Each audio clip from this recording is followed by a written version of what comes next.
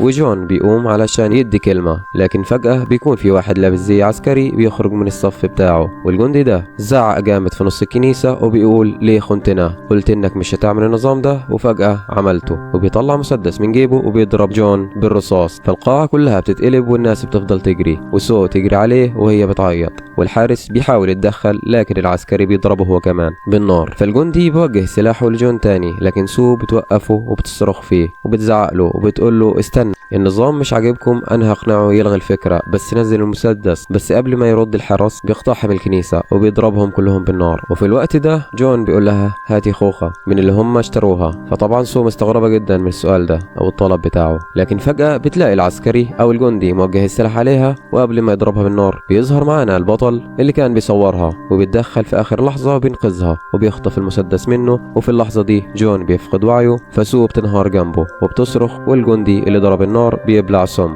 ولما المصوراتي بطلنا يمسكه بيلاقيه مات.